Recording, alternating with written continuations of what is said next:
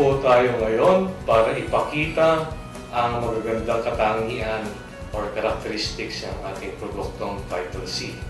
At kasama po natin dito ngayon ay ang isa sa ating magagaling na distributor at colleague sa Vital C Health Products Incorporated na si Mr. Jason Berlilia. Meron tayo ngayon dito, 2 glasses of water, half filled with water, to represent yung ating katawan. Ipakikita namin dito kung gaano kabilis matunaw yung ating produkto kumpara sa ordinaryong ascorbic acid. And we will do this through an actual demonstration. Meron tayo dito ngayon na ordinary ascorbic acid na nabibili natin sa botika. And we will show you kung ano nangyayari as soon as it gets inside the body. Jason? Dudurugin natin yung ascorbic acid which comes usually in tablet form. So ganito nangyayari as soon as it gets inside the body. Okay? We will pour the ascorbic acid to show you kung anong nangyayari habang ito ay natutunaw sa loob ng katawan natin. Makikita natin na yung ascorbic acid kapag pumasok sa ating katawan ay may mga parang tinatawag na impurities, May mga precipitate or residues, meaning hindi siya nadidissolve completely. Ngayon, ikukumpira natin ang ating produktong Vital C, kung gaano kabilis at ganap ang kanyang pagtunaw sa loob ng katawan. When it gets inside the body, we'll show them how fast and how pure or completely the product is dissolved when it gets inside the body. Okay, Jason, pakikita na natin ngayon yung ating produktong Vital C. What happens to our product as soon as it gets inside the body? Of course, our product Vital C comes in crystallized powder, covered by our vegetable capsule.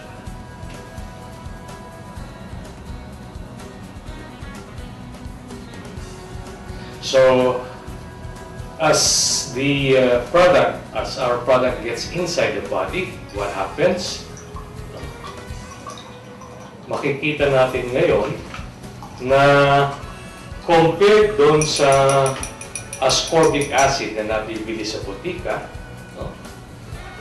we could see that it is completely clear. Ibig sabihin, lahat ng ating crystallized powder ay puro at completely nadidissolve. Our product Vital C is completely dissolved, while the ordinary ascorbic acid available in the market is turbid, malabo, kasi hindi siya completely dissolved. Bakit kailangan lagyan ng binders yung mga common na vitamin C na nabibili sa labas? Okay, napakagandang tanong yan, Jason. Una, ang ating produktong Vital C comes in capsule form. Meaning, hindi tayo gumagamit ng binders. Our product is mainly in the form of what we call crystallized powder. Ang binders ay ginagamit o isang sangkap na napakahalaga para mabuo ang tableta. At ang hindi maganda rito, nakikita na kapag ginagamitan ng binders ang isang tableta, nakikita na hindi puro ang produkto. Kaya dito nakikita natin ang the big difference between our product, Vital C, which comes in capsule form, na nasa loob niya yung active ingredient na sodium ascorbate, which is in crystallized powder, compared sa ordinaryong ascorbic acid na nabibili sa botika na kalimitan ay lumalabas sa tableta. You can see the difference, Jason. Purong-puro at completely dissolved yung ating Vital C pagpasok sa katawan. While on the other hand, yung ascorbic acid na ordinary na nabibili sa botika ay turbid o malabo dahil nga sa binders. So sa madaling salita, Doc, ang isang tableta hindi siya pwedeng mabuo hanggat walang binders. Yes, tama ka doon, Jason. Ang tableta ay hindi mabubuo kung walang binders. Now we come to our second demonstration test kung saan ipakikita natin yung tinatawag na acidity and alkalinity test. Ito ay isang napakahalagang katangian ng ating produktong Vital C simply because we want to emphasize that our product is non-acidic or yung tinatawag na alkaline. Ano ba yung tinatawag na pH? Makikita natin dito sa ating color chart. At kapag ka ang pH ay 7, no, ito ay tinatawag na neutral.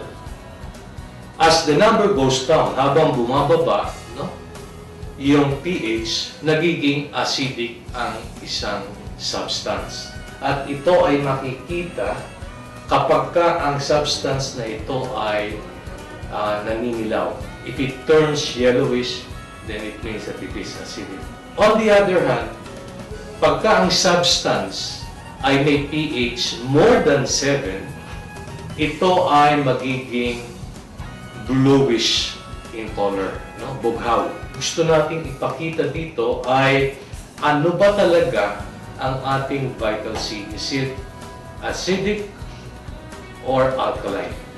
Compared to the ordinary vitamin C na nabibili sa butika kung saan ito ay talagang acidic. Habang bumababa ang pH, especially in a level lower than 5 to 5.5, no, there is a greater tendency for a person to develop a certain malignancy. Ibig sabihin, malaki ang pagkakataon na ang isang taong mababa ang pH, lalo pat mababa sa 5, ito ay maaaring maging kandidato para magkaroon ng tinatawag na cancer. Kaya tayo ay lubusan na nangangampanya dito sa ating produkto, no, in order to neutralize the body acidity in